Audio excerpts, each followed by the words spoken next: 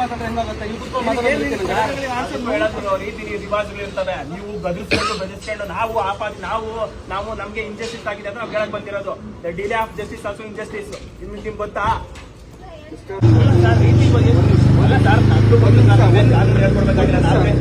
ಒಂದ್ ನಿಮಿಷ ಅಲ್ಲ, 4 ತಿಂಗಳಿಂದ ನೀವೇನು ಮಾಡ್ಬೇಕಾಗಿರುತ್ತೆ. 4 ತಿಂಗಳು ಬೇಕಾ, 6 ತಿಂಗಳು ಬೇಕು? ಇಲ್ಲಿ ಕಾನೂನು ವ್ಯಾಪ್ತಿಯಲ್ಲಿ ಸಮಸ್ಯೆನ ಬಗೆಹರಿಸ್ಬೇಕು ಬಂದಿರಾ? ಎಷ್ಟು ದಿನ ಅಲ್ಲ ಬಂದ್ರೆ ಅದಕ್ಕೆ ಇವಾಗ ನಾನು ಬಂದಿರೋ ನಮ್ಗೆ ಒಳಗಡೆ ಬಂದು ನಾವು ಮಾತಾಡಕ್ಕಾಗಲ್ಲ. ನಾವು ಬೀದಿಗೆ ಹೋರಾಟ ಮಾಡೋಕ್ಕೂ ನಮಗೂ ಐತೆ. ನಿಮ್ಗೆ ಬೀದಿ ಹೋರಾಟ ಮಾಡಿ ಅದಕ್ಕೆ ಹಕ್ಕಿದೆ. ಪರ್ಮಿಷನ್ ತಗೊಂಡಿದ್ದೀರಾ? ಪರ್ಮಿಷನ್ ಎಲ್ಲ ಎಷ್ಟು ಜನ ಇದ್ದಾರೆ ಇಲ್ಲಿ? ಪರ್ಮಿಷನ್ ತಗೊಂಡಿದ್ದೀರಾ? 4-5 ಪರ್ಮಿಷನ್ ತಗೊಂಡಿದ್ದೀರಾ? ವಿತೌಟ್ ಪರ್ಮಿಷನ್ ತಗೊಂಡಿದ್ದೀರಾ? ಪರ್ಮಿಷನ್ ತಗೊಂಡಿಲ್ಲ. ಒಬ್ಬ ವ್ಯಕ್ತಿ ಸತ್ತೋಗಿದ್ದಾನೆ, ಪರ್ಮಿಷನ್ ತಗೊಂಡಿದ್ದೀರಾ? ಪರ್ಮಿಷನ್ ತಗೋಬೇಕಂತ ಏನಿದ್ಯಾ? ಒಬ್ಬ ವ್ಯಕ್ತಿ ಸತ್ತೋಗಿದ್ದಾನೆ, ಪರ್ಮಿಷನ್ ತಗೊಂಡಿದ್ದಾರೆ. ಸತ್ತೋಗಿದ್ದಾನೆ, ನಮ್ಗೆ ನ್ಯಾಯ ಸಿಕ್ಕಿಲ್ಲ. ಏನ್ ಮಾಡೋದು ನಾವು? ಕೇಳಲಿಕ್ಕೆ ಪರ್ಮಿಷನ್ ತಗೊಂಡಿದ್ದೀರಾ? ಅಲ್ಲ, ನ್ಯಾಯ ಕೇಳಿದ್ ಪರ್ಮಿಷನ್ ತಗೋಬೇಕಾ ನಿಮ್ಗೆ?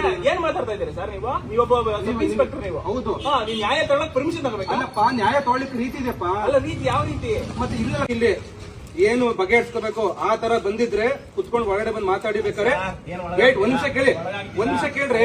ನಂಗೆ ಗೊತ್ತು ಫೇಸ್ ಮಾಡೋದು. ಒಳಗಾಗ್ತೀರಾ? ನೀವ್ ಹೇಳ್ತಾ ಇದ್ರಲ್ಲ ಪರ್ಮಿಷನ್ ತಗೊಂಡಿಲ್ಲ, ಒಳಗಾಗ್ತಂತ ಹೇಳಿದ್ರೆ ಏನ್ ಭಯ ಇಲ್ಲ. ಹೋರಾಟ ಮಾಡ್ತಾರೆ. ನನಗೆ ನ್ಯಾಯ ಸಿಕ್ಕಿಲ್ಲ ಅಂದ್ರೆ ಏನ್ ಮಾಡ್ಬೇಕು? ಇಲ್ಲ ತಪ್ಪದು. ತಪ್ಪಿಲ್ಲ, ಹೋರಾಟ ಮಾಡೋದು ಮಕ್ಕಲ್ವಾ? ನಿಮ್ಗೆ ಹೋರಾಟ ಮಾಡ್ಲಿಕ್ಕೆ ಮಾಡಿದಿರಿ. ಆಯ್ತು ಬಿಡಿ, ಮುಗಿದ್ರ. ಅಲ್ಲ, ಇನ್ನ ಎಷ್ಟು ತಿಂಗಳು ಹೋಗ್ಬೇಕು? ನೀವ್ ಹೇಳ್ತಾ ಇರೋದು ಹೋಗ್ತಾನೆ ಇರ್ಬೇಕಾ? ಇವರು ಸತ್ತೋಗ್ಬಿಡ್ಬೇಕು, ಹೋಗ್ತಾನೆ ಇರ್ಬೇಕು. ನೀವ್ ಹೇಳಕ್ ಗಲಾಟೆಗೆ ಸರ್ ಏನ್ ಮಾತಾಡ್ತಾ ಇದೀರಾ? ಕಾನೂನು ಚೌಕಟ್ಟ ನೀವು ಮಾತಾಡ್ತಾ ಇದ್ದೀರಾ? ಒಂದ್ ನಿಮಿಷ ರಮ್ಮ, ಆಯ್ತು ಸರ್, ಅವ್ರು ನ್ಯಾಯ ಕೇಳ್ರಿ. ಇಲ್ಲಿ ನಾವು ಹೊಟ್ಟೋಗ್ತೀವಿ. ಏನ್ ನ್ಯಾಯ ಕೊಡ್ತೀವಿ. ಸತ್ತೋಗಿದಾರಲ್ಲ, ಇಬ್ಬರು ಸತ್ತೋಗಿದ್ದಾರೆ ಫ್ಯಾಮಿಲಿಯಲ್ಲಿ, ಇಬ್ಬರು ಸತ್ತೋಗಿದ್ದಾರೆ. ಅವ್ರ ನ್ಯಾಯ ತೋರಿಸ್ಕೊಡಿ, ನಾವು ಹೊಟ್ಟೋಗ್ತೀವಿ. ಏನಕ್ಕೆ ನ್ಯಾಯ ಕೊಡ್ಬೇಕು? ಏನು ನ್ಯಾಯ ಕೊಟ್ಟಿದ್ರೆ ಹೇಳಿದ್ರಲ್ಲ, ಕಂಪ್ಲೇಂಟ್ ಯಾರು ಮೆನ್ಷನ್ ಮಾಡಿದಾರಲ್ಲ, ನಮ್ಗೆ ಅನುಮಾನ ಇದೆ ಅಂತ.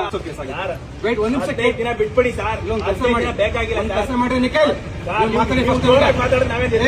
ನಾವ್ ಯಾರು ಮತ್ತೆ ಎದುರ್ತಾ ಬಂದಿಲ್ಲ. ನಾವು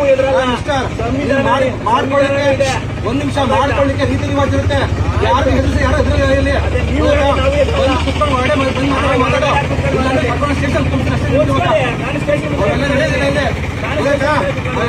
ಇಲ್ಲಿ ಕುತ್ಕೊಂಡು ಮಾತಾಡ್ಲಿಕ್ಕೆ ಅವಶ್ಯಕತೆ ಇತ್ತು ಅಂದ್ರೆ ಹೊಡೆ ಬಂದು ಕುತ್ಕೊಂಡು ಮಾತಾಡಿ. ನ್ಯಾಯ ಕೊಡ್ಸಕ್ ಆಗಿಲ್ಲ ಅಂದ್ರೆ ನಮ್ಮನೆ ಒಳಗಾಗ್ತೀನಿ, ಸ್ಟೇಷನ್ ಹಾಕಿಸ್ತೀನಿ ಅಂತ ಹೇಳ್ತೀರಲ್ಲ. ಅಲ್ಲ ರೀ, ನಿಮಗೆ ನ್ಯಾಯ ಕೇಳ್ಬೇಕಾ? ಒಳಗಡೆ ಬಂದು ಹೇಳ್ತೀನಿ. ನ್ಯಾಯ ಸರ್ ಎಷ್ಟು ಇರ್ರಿ, ಹಂಗೆ ಮಾತಾಡೋ ಪರ್ಮಿಷನ್ ಕೊಡಪ್ಪ. ಅವಾಗಿಂದ ಮಾತಾಡ್ತಾ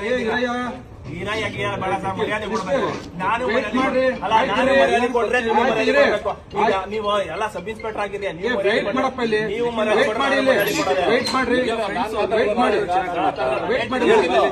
ನೀವ್ ಹೇಳೋದಕ್ಕೆ ನಾವ್ ಹೇಳೋದು ಕೇಳಿ ಸರ್ ಒಂದ್ಸರಿ. ನಾವು ಅಟ್ರಾಸಿಟಿ ಕಂಪ್ಲೇಂಟ್ ಕೊಟ್ಟಿರೋದು ಅಲ್ಲಿ ಆಯ್ತು. ಯುಡಿಎಫ್ ಏನೋ 194 ಸಬ್ ಕ್ಲಾಸ್ ಏನೋ ಇದೆಯಲ್ಲ ಅದಾಯ್ತದು. ನಾವು ಈಗ ಕೊಟ್ಟಿರೋದು ಅಟ್ರಾಸಿಟಿ ಬರುತ್ತೆ. ಅದು ನೀವು ಓದಿದ್ರೆ ಕಂಪ್ಲೇಂಟ್ ಕಾಪಿ ಇಲ್ಲ. ನೀವು ಓದಿಲ್ಲ, ನೀವು ಓದಿದ್ರೆ ಮಾತಾಡ್ತಾ ಇದ್ದಾರೆ. ನೀವು ಕುತ್ಕೊಂಡಿದ್ರೆ ನೀವು ಮಾತಾಡ್ತಿದ್ರೆ ಅಷ್ಟೇ. ಯಾವ ಕಂಪ್ಲೇಂಟ್ ಕಾಪಿ? ನಾವು ಕಂಪ್ಲೇಂಟ್ ಕಾಪಿ ACB ಕಂಪ್ಲೇಂಟ್ ಅದು ಅಟ್ರಾಸಿಟಿ ಬರುತ್ತೆ. ಅಟ್ರಾಸಿಟಿ ಓದಿದ್ರಾ? ರೀಸೆಂಟ್ ಸುಪ್ರೀಂ ಕೋರ್ಟ್ ಜಡ್ಜ್ಮೆಂಟ್ ಗೊತ್ತಿದ್ಯಾ? ಸರ್ ನಾವು ಓದಿದ್ರೆ recent supreme court judgment ಗೊತ್ತಿದ್ಯಾ?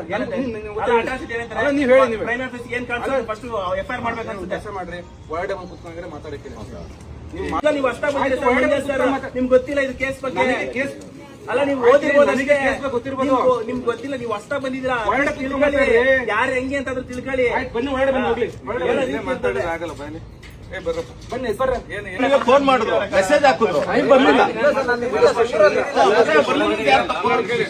Police station ಒಳಗಡೆ ರೆಕಾರ್ಡಿಂಗ್ ಮಾಡಬಾರ್ದಂತ ಆದೇಶ ಇದೆ. ಒಳಗಡೆ